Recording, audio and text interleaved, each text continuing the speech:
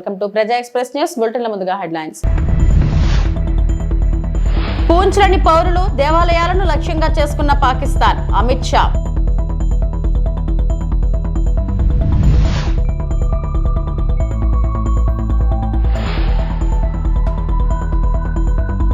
పోలీసులను అడ్డుపెట్టుకుని రాజకీయాలు చేసేది వైఎస్ఆర్సీపీ వాళ్లు. పులివెందుల నియోజకవర్గం టీడీపీ ఇన్ఛార్జ్ బీటెక్ రవి.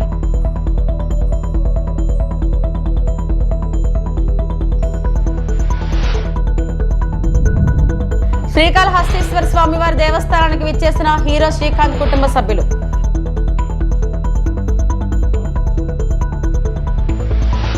బీహార్లోని కర్కట్లో జరిగిన సభలో ప్రధాని మోడీ ప్రసంగిస్తూ ఎన్డీఏ ప్రభుత్వ హయాంలో సామాజిక న్యాయం యొక్క నూతన యుగాన్ని జరుపుకున్నారు. లక్షలాది కొత్త ఇళ్లు, అందరికీ బ్యాంక్ ఖాతాలు, వృద్ధులకు ఉచిత ఆరోగ్య సంరక్షణ మరియు అర్హులైన ప్రతి పౌరుడికి సమ్మిళిత వృద్ధి మరియు ప్రత్యక్ష ప్రయోజనాలను నిర్ధారించే డాక్టర్ భీమ్రావ్ అంబేద్కర్ సమగ్ర సేవ అభియాన్ వంటి పరివర్తనాత్మక విజయాలను ఆయన హైలైట్ చేశారు.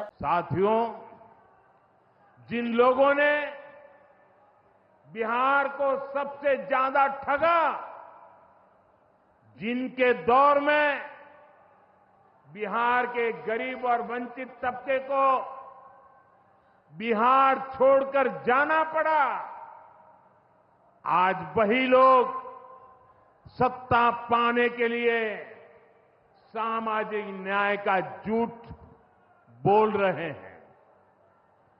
दशकों तक बिहार के दलित, पिछड़ों और आदिवासियों के पास शौचालय तक नहीं था। दशकों तक हमारे इन भाई बहनों के पास बैंक में खाता नहीं था। उन्होंने बैंकों में उनके लिए तो एंट्री बंद थी, दरवाजे तक भी घुसने नहीं दिया जाता था। दलित और पिछड़ा वर्ग के ही सबसे ज्यादा लोग झुग्गी झोपड़ी में जीवन गुजारा करते थे, उनके पास पक्का घर तक नहीं था, वे बेघर थे। करोड़ों लोगों के सर पर छत तक नहीं थी। मैं आपसे पूछता हूं, बिहार के लोगों की ये दुर्दशा, ये पीड़ा, ये तकलीफ, क्या ये कांग्रेस और आरजेडी का क्या यही सामाजिक न्याय था? गरीबों को इस प्रकार से मजबूरी में जीने के लिए सारी नीतियां बनाने के आदी लोग। साथियों, इससे ज्यादा अन्याय कोई नहीं हो सकता है। कांग्रेस और आरजेडी वालों, इन्होंने कभी दलित, पिछड़ा की इतनी तकलीफों की चिंता तक नहीं की। ये लोग विदेशियों को बिहार की गरीबी दिखाने के लिए घुमाने लाते थे। अब जब दलित, वंचित और पिछड़ा समाज ने कांग्रेस को उसके पापों की वजह से छोड़ दिया है, तो इन्हें अपना अस्तित्व बचाने के लिए सामाजिक न्याय की बातें याद आ रही है। भाइयों बहनों, పూంచ్, జమ్మూ మరియు కాశ్మీర్ ఆపరేషన్ సింధూర్లో సందర్భంగా పాకిస్తాన్ అమానుష వ్యూహాన్ని కేంద్ర హోంమంత్రి అమిత్ షా బయటపెట్టారు. సరిహద్దు కాల్పుల సమయంలో పౌరుల ఇళ్లు మరియు మతపరమైన ప్రదేశాలను ఉద్దేశపూర్వకంగా లక్ష్యంగా చేసుకున్నారని వెల్లడించారు. పాకిస్తాన్ సరిహద్దులపై కాల్పులు జరపడమే కాదు, వారు పౌర ప్రాంతాలు మరియు మతపరమైన ప్రదేశాలను లక్ష్యంగా చేసుకున్నారని పూంచ్లోని బాధిత కుటుంబాలను ఉద్దేశించి షా అన్నారు. తీవ్ర భావోద్వేగంతో పాకిస్తాన్ యొక్క అకారణ కాల్పుల కారణంగా నష్టపోయిన మరియు గాయపడిన కుటుంబాలకు షా నియామక లేఖలను అందజేశారు. भारत में जम्मू कश्मीर में रिहायशी इलाकों में गोलीबारी और इसका सबसे बड़ा नुकसान हमारे पूंछ को हुआ। पूंछ में शायद आजादी के बाद पहली बार गोलीबारी हुई, मगर पूंछ के साथ साथ सभी जगह पे रिहायशी इलाकों पर, गुरुद्वारों पर, मंदिरों पर, मदरसों पर गोलीबारी करने का काम पाकिस्तान ने किया और आज पूरी दुनिया पाकिस्तान के हमले की घोर निंदा करती है। और जब पाकिस्तान ने हमारे रिहायशी इलाकों पर, नागरिकों पर, निहत्थे नागरिकों पर हमला किया, तब भारतीय सेना ने इसका भी सटीक जवाब दिया और उनके 9 हवाई अड्डों को, उनकी मारक क्षमता को क्षतिग्रस्त कर एक मजबूत जवाब दिया, जिसके कारण రాజోలు అంబేద్కర్ కోనసీమ జిల్లా సకినేటిపల్లి మండలం అంతర్వేదికలో సద్దుమణిగిన వివాదం. Razole MLA Devavara Prasad, RDO Kotha Madhavi, DSP Sunkara Murali Mohan సమక్షంలో ఇరు వర్గాలను కూర్చోబెట్టి వివాదాన్ని పరిష్కరించారు. ఈ సందర్భంగా ఎమ్మెల్యే మాట్లాడుతూ అంతర్వేదికలలో వివాదం సద్దుమణిగిందని, విగ్రహం స్వల్పంగా ధ్వంసం అవడంతో జిల్లాలో సీఎం పర్యటన ముగిసిన తర్వాత కొత్త విగ్రహాన్ని ఏర్పాటు చేస్తామని ఎమ్మెల్యే తెలియజేశారు. అంతర్వేదికర అనే గ్రామంలో ఈరోజు ఒక విగ్రహం విషయంలో కాస్త ఉద్రిక్తత చోటు చేసుకున్న సందర్భం ఈరోజు మన ముందుకు వచ్చింది. 2 సామాజిక వర్గాల మధ్య చిన్న పట్టింపు, దానివల్ల కాస్త గ్రామంలో ఉద్రిక్తత. ఈ విషయాన్ని ఈరోజు సామరస్యంగా చర్చించుకోవటం జరిగింది. ఇరు వర్గాలని కూర్చోబెట్టి ఈ విషయంలో చర్చించాం. ఇద్దరు కూడా ఒక ఏకాభిప్రాయానికి రావటం జరిగింది, ఒక ఒప్పందానికి రావటం జరిగింది. పెట్టిన విగ్రహం కొంచెం చెయ్యి విరగటం అలాంటి పరిస్థితి ఒకటి. ఎందుకంటే విగ్రహం ఆ నాయకుని యొక్క గౌరవం, ప్రతిష్ట అవన్నీ కూడా నిలబెట్టడానికి, అదే కాకుండా విగ్రహాన్ని సరిగ్గా నిలబెట్టాలి, సరిగ్గా ప్రారంభించుకోవాలి అని ఇంకో ఉద్దేశం. ఈ ఉద్దేశాలతో దాన్ని 31వ తారీఖు వరకు, అంటే సీఎం గారి ప్రోగ్రాం మన జిల్లాలో ఉంది, అది అయ్యే వరకు దాన్ని కాస్త కప్పి ఉంచి ఆ తర్వాత దాన్నంతా కూడా సరిచేసి ప్రారంభించుకోవటానికి ఇరు వర్గాలు కూడా ఒక ఏకాభిప్రాయానికి రావటం జరిగింది. గ్రామంలో ఎలాంటి తలనొప్పులు ఉండటానికి వీల్లేదు. ఎందుకంటే ప్రతిరోజు 2 సామాజిక వర్గాలు ఒకరినొకరు కలుసుకొని పలకరించుకునే పరిస్థితి ఉంటుంది ఇక్కడ. కాబట్టి ఒక సామరస్య వాతావరణం అనేది ఇక్కడ ఉండాలనే ఉద్దేశంతో ప్రొద్దున నుంచి వీరితో కూర్చోవటం, ఇద్దరితో చర్చించడం, వారిద్దరు చివరికి ఒక ఏకాభిప్రాయానికి రావటం, ఇది ఈరోజు విగ్రహం విషయంలో తలెత్తిన వివాదం. అది శాంతియుతంగా పరిష్కారం జరిగిందని చెప్పి అందరికీ కూడా నేను తెలియజేస్తా ఉన్నాను. నమస్కారం. పులివెందుల నియోజకవర్గం టీడీపీ ఇన్ఛార్జ్ బీటెక్ రవి మాట్లాడుతూ పులివెందుల రింగ్ రోడ్ చుట్టూ వైఎస్ఆర్ విగ్రహాలు అమర్చారని, ఎక్కడ కూడా వైఎస్ఆర్ విగ్రహానికి తగిలే విధంగా మా తోరణాలు కట్టలేదని అన్నారు. నిజమైన వైఎస్ఆర్ అభిమానులు ఒక్కసారి ఆలోచించాలన్నారు. వైఎస్ విజయమ్మపై కేసు నమోదు చేయించిన వారెవరూ ఆలోచించాలన్నారు. న్యాయబద్ధంగా శర్మలకు రావాల్సిన ఆస్తిని కూడా చేసింది ఎవరు అని అన్నారు. రాజశేఖర రెడ్డి రాముడైతే లక్ష్మణుడిలాగా పనిచేసిన వ్యక్తి వైఎస్ వివేకానంద రెడ్డి అని, వైఎస్ వివేకానంద రెడ్డిని హత్య చేసిన కేసులో అభియోగాలు ఎవరు ఎదుర్కొంటున్నారని ప్రశ్నించారు. పర్యాటక కేంద్రమైన గండికొండలో శ్రీకృష్ణదేవరాయ విగ్రహాన్ని ఏర్పాటు చేస్తున్నామని పోలీసులను అడ్డం పెట్టుకుని రాజకీయాలు చేసింది వైసీపీ నాయకులే అని, అవినాష్ రెడ్డి తల్లిని సైతం అడ్డు పెట్టుకుని సిబిఐకి దొరకకుండా తప్పించుకుంది నువ్వు కాదా అవినాష్ రెడ్డి అని అన్నారు. మీ అందరికీ తెలుసు 27, 29 ఈ దాంట్లో మన కడప జిల్లాలో మహానాడు అత్యంత వైభవంగా జరిగింది. ఆ ప్రోగ్రాం కూడా విజయవంతమైంది. అందులో భాగంగా మేమేదో రాజశేఖర రెడ్డి గారి విగ్రహాలకు ఏదో కట్టామని రాద్ధాంతం చేసి మేము మిమ్మల్ని ముందే ఇక్కడికి రమ్మన్నాం. రాజశేఖర రెడ్డికి ఎక్కడైనా టచ్ అయినాయా జెండా కానీ మాది కానీ మీరే చూడండి. మేము ఒక పద్ధతి ప్రకారం పోనీ మేము వేరే చోట డెకరేషన్ చేసుకునేదానికి మాకు ఎక్కడన్నా ప్లేస్ ఉందా? లేదు. అలాంటప్పుడు దీన్ని బూత్ చూపించి పోలీసులను అడ్డం పెట్టుకొని, సరే పోలీసులు అడ్డం పెట్టుకొని చేయాలంటే సంవత్సరం అయింది. ఎవడైనా ఒక వైఎస్ఆర్సీపీ కార్యకర్త ఎవడైనా సరే వచ్చి నన్ను పోలీసులను అడ్డబెట్టుకొని నువ్వు కక్ష సాధింపు చర్య చేసినావని నాకు చెప్పండి, నేను ఇప్పుడే వాళ్ళకి సమాధానం కూడా చెప్తాను. వాళ్ళంతకు వాళ్ళు ఇప్పుడు ఒకవేళ జరిగింది, ఈడ చుట్టూ కట్టినప్పుడు మీరు మున్సిపాలిటీ వాళ్ళకి కంప్లైంట్ చేసినారు, ఆర్డీఓ కంప్లైంట్ చేసినారు. ఏదంటే మున్సిపాలిటీకి సంబంధించిన సిబ్బంది వచ్చి ఇవి తొలగిస్తారు, లేదా ఆర్డీఓ గారికి సంబంధించిన సిబ్బంది లేదా పోలీసులు వచ్చి వీటిని తొలగించడం ధర్మం. మేము ఒక పక్క మహానాడు జరుగుతూ ఉంటే మీరంతా దౌర్జన్యంగా వచ్చి జెండాలు పీకి కాళ్ళతో తొక్కి చేయడం అనేది, ఇంత చేసిన తర్వాత పోలీస్ యాక్షన్ తీసుకోరా? పోలీస్ యాక్షన్ తీసుకుంటే తర్వాత మళ్ళీ పోలీసులను అడ్డబెట్టుకొని దద్దమ్మ రాజకీయాలని ఆయన మాట్లాడుతున్నాడు. సిగ్గులేని లఫ్ట్ రాజకీయాలు చేసింది మీరు. కడప నుంచి నేను వస్తా అంటే యోగివేమ యూనివర్సిటీ కాడ పోలీసు వాళ్ళు కదా నన్ను అరెస్ట్ చేసి ప్రైవేట్ వాళ్ళకి అప్పగించింది. మీరు మళ్ళీ పోలీసుల గురించి మీరు దాని గురించి మాట్లాడడం, పోలీసులు అడ్డపెట్టుకుని కాదా నువ్వు కర్నూలులో సిబిఐ కేసు నుంచి బయటపడింది. ఒకసారి చూడు, మాట్లాడేటప్పుడు ఏం మాట్లాడతారు ఏమనేది కూడా వెనక ముందు చూసుకోరా. అదే పోలీసులు, ఆంధ్ర పోలీసులు లేకపోతే సిబిఐలు నిన్నెప్పుడు అరెస్ట్ చేసిండ్రు. ఎవడు కూడా కన్న తల్లిని కూడా రాజకీయాల్లోకి నీ స్వలాభం కోసం ఆ తర్వాత దీంట్లోకి ఈడ్చరు, లాగరు.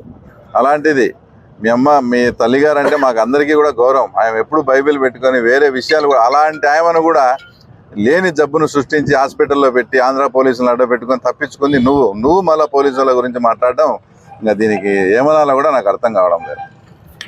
కూటమి ప్రభుత్వం అధికారంలోకి వచ్చి సంవత్సరం అవుతున్నా ఇచ్చిన హామీలను గాలికి వదిలేశారు. రాష్ట్రంలో దళితులు, మైనారిటీలు, అణగారిన వర్గాల మీద దాడులు జరగడం చాలా హేయమైన చర్య. కూటమి ప్రభుత్వం వచ్చాక ఎస్సీఆర్బీ వివరాల ప్రకారం దేశంలో దళితులపై జరుగుతున్న దాష్టికాలు ఏపీలోనే అధికంగా జరుగుతున్నాయి. ఏకంగా ఈ దేశానికి రాజ్యాంగాన్ని ప్రసాదించిన డాక్టర్ బిఆర్ అంబేద్కర్ విగ్రహాన్ని పలుగులతో పొడిపించిన దుర్మార్గమైన ప్రభుత్వం నేడు ఏపీలో ఉంది. అణగారిన వర్గాల మీద జరుగుతున్న దాడులను అరికట్టడంలో కూటమి ప్రభుత్వం పూర్తిగా వైఫల్యం చెందింది అని తలే రాజేష్ రాజాం వైఎస్ఆర్సీపీ ఇన్ఛార్జ్ పేర్కొన్నారు. కూటమి ప్రభుత్వం అధికారంలోకి వచ్చి సంవత్సరం కావస్తుంది. అయితే ఈ సంవత్సరంలో వాళ్ళు ఇచ్చిన హామీలని అయితే గాలికి వదిలేశారనే సంగతి అందరికీ తెలిసిందే. దీన్ని పక్కన పెడితే రాష్ట్రంలో దళితుల మీద, మైనార్టీల మీద, అణగారిన వర్గాల మీద దాడులు జరగడం అనేది చాలా హేయమైన చర్యగా నేను అభివర్ణిస్తున్నాను.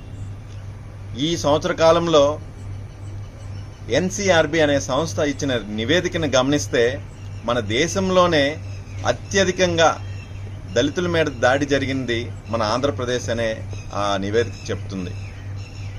మొన్నటికి మొన్న అనంతపురం జిల్లా ఉరవకొండలో చూస్తే దళితుల మీద జరిగిన దాడి అయితేనేమి, కర్నూలు జిల్లా ఆదోనిలో ఒక మహిళను ట్రాక్టర్తో తొక్కిచ్చే సంఘటన అయితేనేమి, పల్నాడులో ఒక దళిత స్త్రీకి జరిగిన అన్యాయానికి ఆమె ఆత్మహత్య ప్రయత్నం చేయడం అయితేనేమి, మదనపల్లిలో నగిరిలో దళితుల మీద జరిగిన జారి అయితేనేమి, ఇవే కాకుండా మాజీ ఎంపీ నందిగామ సురేష్ గారు ఒక ప్రభుత్వ ప్రతినిధి, ఆయన ఒక ఎంపీగా మన రాష్ట్రానికి అందించిన సేవలను కూడా గుర్తుంచుకోకుండా అక్రమ కేసులు పెట్టి ఆయన్ని అరెస్ట్ చేసిన విధానం కానీ, ఇవే కాదు ఒక ఐపీఎస్ ఆఫీసర్, ఐఏఎస్ ఐపీఎస్ అంటే ఒక గౌరవపదమైన ఒక పోస్టింగ్, అలాంటిది ఒక ఐపీఎస్ ఆఫీసర్లు సంజయ్ గారు అయితేనేమి, సునీల్ గారు అయితేనేమి వాళ్ళని సస్పెండ్ చేసి రోడ్డు మీద నిలబెట్టిన సంఘటనలు. అంతెందుకు, ఇవేవీ కాకుండా పిఠాపురంలో పవన్ కళ్యాణ్ గారు డిప్యూటీ సీఎం గారు ప్రాతినిధ్యం వహిస్తున్న నియోజకవర్గంలో ఈ రోజుల్లో కూడా దళితుల్ని సాంఘికంగా బహిష్కరించడం అంటే చాలా బాధాకరమైన విషయం.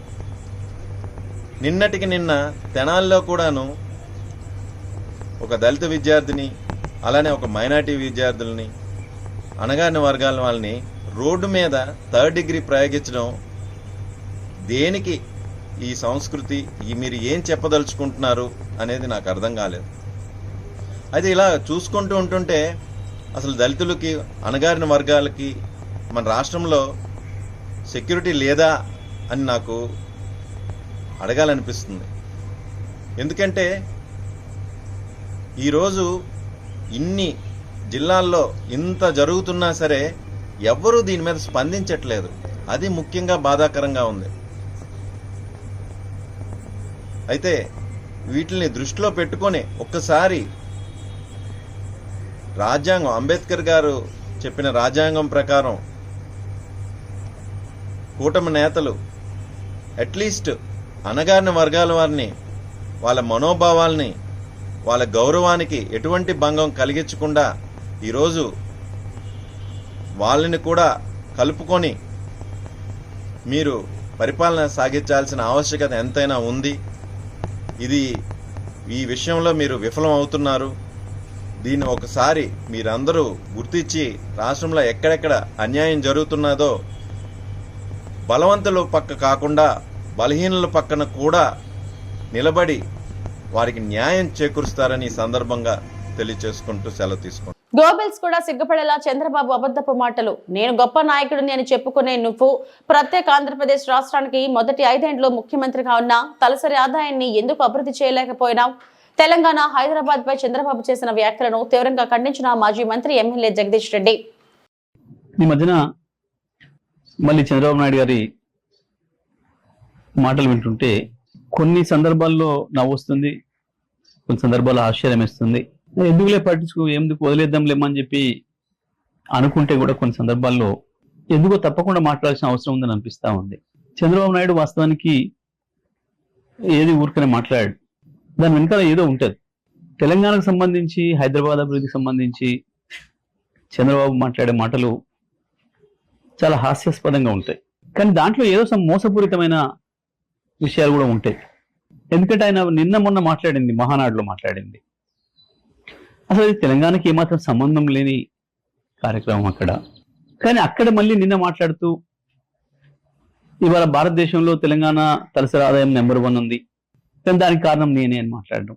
పదే పదే హైదరాబాద్ నేనే అభివృద్ధి చేసిన, సరే ఇవి చెత్త మాటలు లేని కొట్టేద్దామని అనిపిస్తుంది. కానీ ఒక అబద్ధాన్ని 100 సార్లు చెప్తే నిజమని నమ్ముతారు అని ఏదైతే మనం గోబెల్స్ సిద్ధాంతం గురించి మాట్లాడుకుంటున్నామో, గోబెల్స్ కూడా సిగ్గుపడే పద్ధతిలో ఉంటాయి చంద్రబాబు నాయుడు గారి పనులు, మాటలు. వాస్తవానికి చంద్రబాబు నాయుడు గారు సమైక్య ఆంధ్రప్రదేశ్లో పరిపాలన చేసిండ్రు. వారు మొత్తం కలిపి చేసింది 9 సంవత్సరాలు. 2004తోనే చంద్రబాబు నాయుడు గారి చరిత్ర ముగిసిపోయింది. సరే, వారంటే సీనియర్ నాయకుడిగా గౌరవం ఉంటుంది, అది వేరే విషయం. కానీ మాట్లాడే మాటలు విన్నప్పుడు మాత్రం చాలా చిరెత్తుకొస్తుంది. వీళ్ళు తెలంగాణ వాదులు వాళ్ళదైన పద్ధతుల్లో వాళ్ళు స్పందిస్తున్నారు సోషల్ మీడియాలో. మిత్రులు నిజమే, కొన్నిసార్లు వాళ్ళు పెడుతున్న పదాలు, వాళ్ళు వాడుతున్న పదాలు చూస్తే కూడా కొంచెం బాధ అనిపిస్తుంది, అంత హార్ష్గా ఎందుకు మాట్లాడుతున్నారు మా వాళ్ళు అని. కానీ మీలాంటి వాళ్ళకు అదే సరైందేమో అనే భావన వచ్చేటట్లు ఉంది మీ ప్రవర్తన. 2014లో మీరు ఆంధ్రప్రదేశ్ని 5 సంవత్సరాలు పరిపాలించారు. కేసీఆర్ గారు తెలంగాణ పరిపాలించాడు 2014 నుంచి 23 వరకు. మొత్తం భారతదేశంలో ఏ రాష్ట్రంలో రానటువంటి ఒక అభివృద్ధి ఒక్క తెలంగాణ రాష్ట్రంలోనే వచ్చింది. ఈ రంగం ఆ రంగం అని కాదు, ప్రతి రంగంలో అభివృద్ధిలో ఆకాశంలోకి దూసుకుపోయింది తెలంగాణ. 5 సంవత్సరాలు మీరు అక్కడ పనిచేసిండ్రు, ఆంధ్రప్రదేశ్ ప్రత్యేక ఆంధ్రప్రదేశ్ ముఖ్యమంత్రిగా. అక్కడ పెరగలే ఆ పద్ధతుల్లో తలసరి ఆదాయం. ఒక తెలంగాణనే సమైక్య ఆంధ్రప్రదేశ్ నుంచి విడిపడ్డ నాడు కేవలం 1,12,000 తలసరి ఆదాయం ఉంటే ఇవాళ 3,60,60,000 వచ్చింది, 3,70,000 వచ్చింది దాదాపు. ఇవాళకి కూడా నీ ఆంధ్రప్రదేశ్ తలసరి ఆదాయం 2.5 లక్షలే. చంద్రబాబు నాయుడు గారు దీనికి సమాధానం చెప్పాలి. మీరు నిజంగా మీ పరిపాలన అంత గొప్పదే అయితే ఎందుకు మీరు ప్రత్యేకంగా పరిపాలించిన ఆంధ్రప్రదేశ్లో తలసరి ఆదాయాన్ని అభివృద్ధి చేయలేకపోయారు? ఆంధ్రప్రదేశ్ మీద మీకు ప్రేమ లేదు కన్నా ఎందుకు లేదు? 4 రోజులు ఉండి వాడుకొని పారేసే రాష్ట్రం కదా, మళ్ళీ ఎట్లాగా హైదరాబాద్లోనే వచ్చి డెవలప్ అయ్యి హైదరాబాద్లో కదా ఉండేది అన్న భావనతోనే శ్రీకాళహస్తీశ్వర స్వామివారి దేవస్థానానికి హీరో శ్రీకాంత్ కుటుంబ సభ్యులు విచ్చేశారు.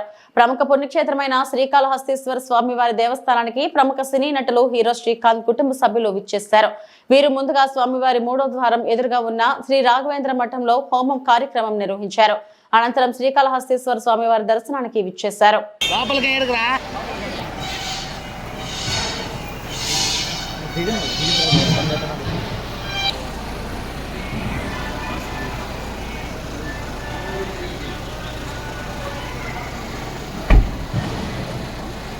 ప్రభు దూరం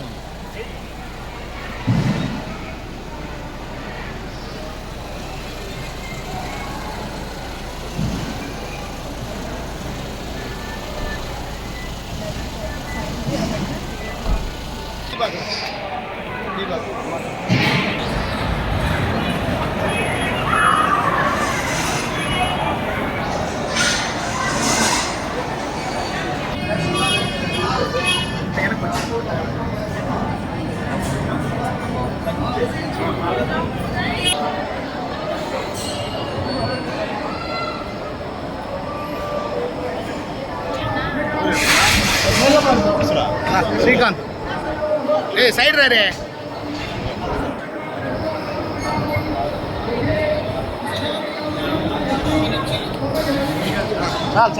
చాలు చాలు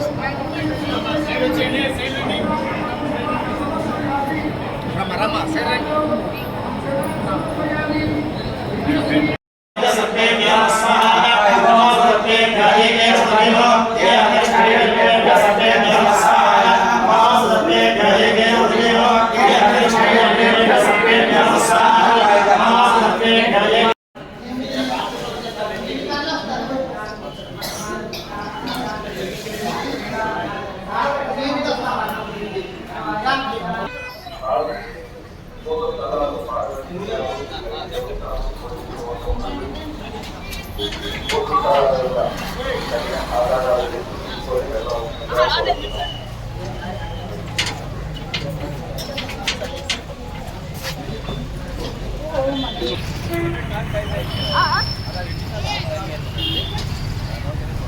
బోర్బండలో కాంగ్రెస్ నాయకుల వేధింపులకు బీఆర్ఎస్ మైనారిటీ సెల్ అధ్యక్షుడు సర్దార్ ఆత్మహత్య చేసుకోవడం బాధాకరం.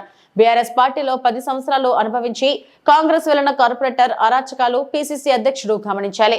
బీఆర్ఎస్ మైనారిటీ సెల్ అధ్యక్షుడు సర్దార్ మృతి కాంగ్రెస్ పార్టీలోనే బాధ్యత వహించాలని కూకట్పల్లి ఎమ్మెల్యే మాధవరం కృష్ణారావు కేసీఆర్ ప్రభుత్వంలో చిన్న మధ్యతరగతి కుటుంబాలు ఇల్లు కట్టుకుంటే స్వాగతించాం. సోమవారం ప్రజావాణిలో కాంగ్రెస్ పార్టీ నాయకులు బిల్డింగ్లపై ఫిర్యాదులు చేయడం, నిర్మాణదారులు వద్ద డబ్బులు దండుకోవడం, కాంగ్రెస్ పార్టీ చేస్తున్న అభివృద్ధి, సేల్లింగంపల్లిలోని అయ్యప్ప సొసైటీలో ఎలాంటి పర్మిషన్లు లేకుండా బిల్డింగ్ నిర్మిస్తుంటే ఎందుకు కూల్చివేతలు చేపట్టలేదో చెప్పాలని అన్నారు. బోడబండలో జరిగినటువంటి ఒక మైనార్టీ టీఆర్ఎస్ పార్టీ మైనార్టీ అధ్యక్షులు నిరుపేద బిడ్డ 50 గజాలలో ఇల్లు కట్టుకుంటూ ఉంటే కాంగ్రెస్ సంబంధించినటువంటి వారు, విచిత్రం ఏంటంటే పాత కాంగ్రెస్ సంబంధించినటువంటి వాళ్ళు ఎవరు కూడా ఈ రకంగా చేయట్లేదు. టీఆర్ఎస్ పార్టీలో ఉండి 10 ఏళ్ళు ఎంజాయ్ చేసి మళ్ళీ పోయి కాంగ్రెస్ పార్టీలో జాయిన్ అయ్యి ఎన్నో రకాలుగా ఇబ్బంది పెడుతున్నటువంటి వాళ్ళని చూసి కాంగ్రెస్ గవర్నమెంట్ ఆలోచన చేయాలి. ముఖ్యమంత్రి గారు కానీ పిసిసి అధ్యక్షుడు కానీ దీని మీద ఆలోచన చేయాలి. మీ కార్యకర్తలు చేస్తున్నటువంటి దుర్మార్గం వల్ల, నిన్న మీ కార్పొరేటర్ చేసినటువంటి దుర్మార్గం వల్ల నిన్న సర్దార్ అంటే నిండు ప్రాణం ఉన్న 30-40 సంవత్సరాల పిల్లగాడు, 2 ఆడపిల్లలు ఉన్నారు, దుంకి చనిపోయాడంటే ఏ రకంగా హైదరాబాద్ నగరంలో ఈ వస్తువులకు పాల్పడుతున్నటువంటిది కూడా ఒకసారి ఆలోచన చేయాలి. గతంలో మేము కేసీఆర్ ప్రభుత్వంలో 10 ఏళ్లలో ఎక్కడ కూడా ఎవరిని కూడా ఇబ్బంది పెట్టకుండా, చిన్నవాళ్ళ తెరువు పోకుండా 72 గజాల జాగా ఎవరైనా కట్టుకుంటే కూడా వాళ్ళకు రూపాయి పర్మిషన్లా ఇప్పించి వాళ్ళకి కట్టే విషయంగా ఆలోచన చేశాం. కానీ ఇప్పుడు గల్లీకి ఒక లీడర్, ఎక్కడ చూసినా ప్రజావాణిని పెట్టి సుమారం పెడతారు. అది ప్రజావాణి కాదు, నేను చాలాసార్లు చెప్పాను, అది ప్రజలకు సంబంధించినటువంటి వాణి కాదు, అది కాంగ్రెస్ పార్టీ కార్యకర్తల పంచుకోనికి ప్రజావాణి పెట్టారు. ఏదైతే ఈ రోజున ఆఫీసర్స్ కూడా మా కుక్కట్పల్లి కాన్స్టిట్యున్సీ లో కానీ హైదరాబాద్ నగరంలో కానీ ఆఫీసర్స్ ఎక్కడ కూడా దీని మీద చర్యలు తీసుకోకుండా కాకుండా ఆఫీసర్ల పాత్ర వాళ్ళే పంపించి ఫలానా నాయకుని కలవండి, కలిస్తేనే మేము ఇల్లు ఆపుతాము లేకపోతే ఆపమనే విధంగా ఈరోజు చేస్తా ఉన్నారు. 18 నెలలైంది ఇప్పటికీ కాంగ్రెస్ పార్టీ పరిపాలన వచ్చి హైదరాబాద్ నగరానికి కనీసం ఒక పైసా పని చేయకుండా ప్రజలను వేధించి హైదరాబాద్ నగరంలో ఉన్నటువంటి సేలింగంపల్లిలో ఉన్నటువంటి అయ్యప్ప సొసైటీ 6, 7, 8 ఫ్లోర్ వద్ద 0 పర్మిషన్, దాన్ని ముట్టుకున్న దానికి భయపడతారు ఆఫీసర్లు. దానికి ఆనుకోని ఉన్నటువంటి బోడబండ మాత్రము గూరగొట్టే ప్రయత్నం చేస్తే నిండు ప్రాణం ఉన్నటువంటి సర్దార్ చనిపోవడం అనేది పూర్తి బాధ్యత కాంగ్రెస్ పార్టీ వహించాలి. ఎవరైతే వేధింపులు పాల్పంచుకున్నారో, వేధింపులు చేశారో, ఆ యువకుడు చనిపోయాడో వాళ్ళ మీద కేసులు బుక్ చేయాలి. ఏదో చిన్న కేసులు పెట్టి చేతులు దులుపుకుంటే రేపొద్దు ఖచ్చితంగా మేము దాని మీద పోరాడతామని చెప్పి కూడా ఈ సందర్భంగా తెలియజేస్తా ఉన్నాం. ఇవి ఇప్పటివరకు నా బులెటిన్ అప్డేట్స్. నమస్తే.